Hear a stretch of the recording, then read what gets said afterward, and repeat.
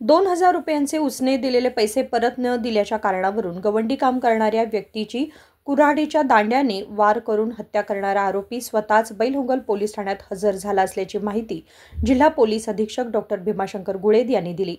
सोमवारी बेळगाव येथे पत्रकार परिषदेत बोलताना त्यांनी सांगितले की मृत मंजुनाथ गौडर याने सुमारे आठवड्याभरापूर्वी दयानंद गुंडलूर याच्याकडून 2000 रुपये उसने घेतले होते।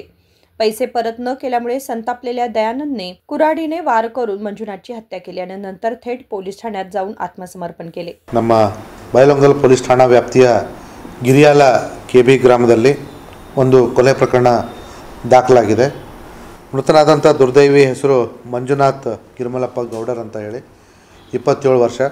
ಇವನು ಗಾರೆ ಕೆಲಸವನ್ನು ಮಾಡ್ತಾ ಇದ್ದ।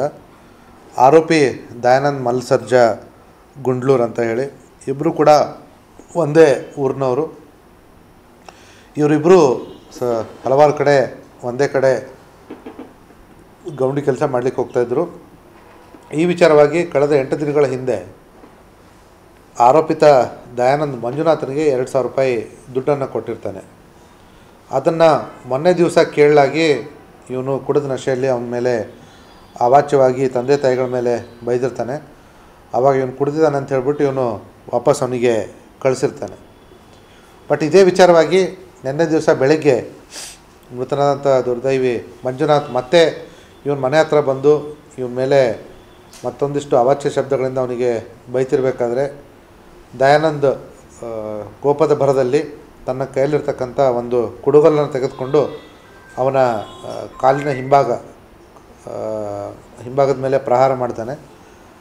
ಅಲ್ಲಿ ತುಂಬ ರಕ್ತ ಸಂಚಾರ ಇರೋದ್ರಿಂದ ತೀವ್ರ ರಕ್ತಸ್ರಾವವಾಗಿ ಅವನು ಆಸ್ಪತ್ರೆಗೆ ಹೋಗಬೇಕಾದ್ರೆ ಅವನು ಮರಣ ಹೊಂದುತ್ತಾನೆ। ಈ ವಿಚಾರವಾಗಿ ಆರೋಪಿತ ದಯಾನಂದ್ ತಾನೇ ಸ್ವತಃ ಪೊಲೀಸ್ ಠಾಣೆಗೆ ಬಂದುಬಿಟ್ಟು ಶರಣಾಗತನಾಗಿ ಹೀಗೆ ನನಗೆ ಅವನು ತುಂಬ ಅವಾಚ್ಯವಾಗಿ ಬೈತಾ ಇದ್ದ, ಹಾಗಾಗಿ ನಾನು ಅವನ ಮೇಲೆ ಪ್ರಹಾರ ಮಾಡಿದೆ ಈ ಹರಿತವಾದ ಆಯುಧದಿಂದ ಅಂತ ಹೇಳ್ಬಿಟ್ಟು ಹೇಳ್ತಾನೆ।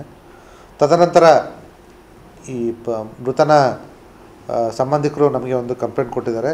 ಆ ಕಂಪ್ಲೇಂಟ್ ಪ್ರಕಾರ ಇವರಿಬ್ಬರ ಮಧ್ಯೆ ಈ ಗಾರೆ ಕೆಲಸದ ವಿಚಾರವಾಗಿ ತೆಗೆದುಕೊಂಡಿರ್ತಕ್ಕಂಥ ರೆಮ್ಯುನರೇಷನ್ದ ಬಗ್ಗೆ ಸ್ವಲ್ಪ ವ್ಯತ್ಯಾಸ ಆಗಿತ್ತು, ಅದ್ರ ಸಲುವಾಗಿ ಇವನು ಕೊಲೆ ಮಾಡಿದ್ದಾನೆ ಅಂತ ಹೇಳಿ ಅವ್ರು ಕೊಟ್ಟಿರೋ ಹಾಗೆ ನಾವು ಕಂಪ್ಲೇಂಟನ್ನು ರಿಜಿಸ್ಟರ್ ಮಾಡಿದ್ದೀವಿ। ಈಗಾಗಲೇ ಆರೋಪಿತ ದಯಾನಂದನನ್ನು ಕಾನೂನು ಪ್ರಕಾರ ವಶಕ್ಕೆ ಪಡೆದುಕೊಂಡು ಮಹಜರ್ ಪಂಚನಾಮೆ ಎಲ್ಲ ಮಾಡಿಕೊಂಡು ಅವನ್ನ ಮುಂದಿನ कानून प्रकार क्रमक्कागी न्यायांग बंधनಕ್ಕೆ ಒಪ್ಪಿಸಿದ್ದೀವಿ। मंजुनाथ आणि दयानंद हे दोघे एकत्र गवंडी काम करत होते। मंजुनाथने दयानंदला शिवीगाळ केली होती। त्यातूनच रागाच्या भरात दयानंदने त्याच्यावर हल्ला करून हत्या केल्याचं पोलीस तपासात समोर आले। विनोद कोलकार, KMM मराठी, बेळगाव।